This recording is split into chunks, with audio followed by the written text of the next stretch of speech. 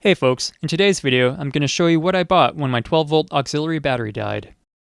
I want to be clear that I'm not a professional mechanic, so if you do anything from my videos, it's at your own risk. So the 12-volt auxiliary battery in my Kona died, and it wouldn't keep a charge anymore. None of the local dealerships had any either, and so I replaced it with this 121R battery from Costco. It has the same dimensions at the bottom, but it is taller. That being said, it fits inside perfectly. There's no issue with the hood closing or anything like that. It is a very nice fit. Not that it really matters, but it has more cold cranking amps. You know, you don't need to turn over an engine or anything to get an electric car started. It's just a little zap basically, but more amp hours, which is nice because it'll take longer for the battery to die.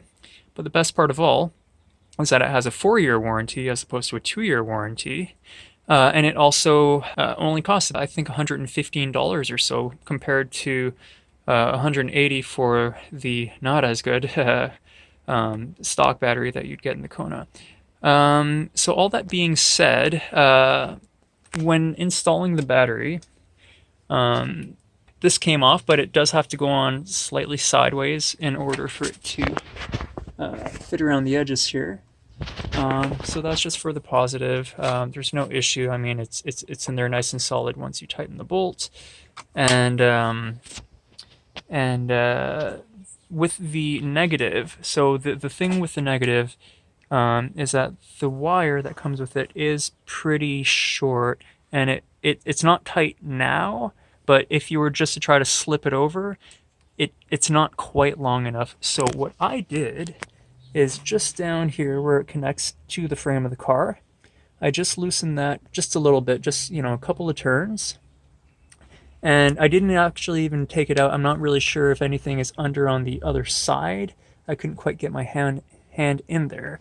But I loosened it a bit, and then it loosened it up enough so that I could just sort of slip it over.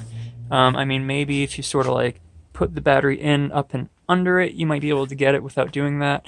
But that's the method that I did, and now there's a little bit of slack in there. It's not pulling or anything, so it's a nice, good fit. This one too fits nice and loose, and so yeah, you don't have to worry about damaging any wiring or anything like that. So yeah, also I checked, and they do say that these batteries are either made with calcium or silver in order to elongate the life of the battery. So yeah, you do not have to worry about them being in inferior quality. Kirkland does make good stuff.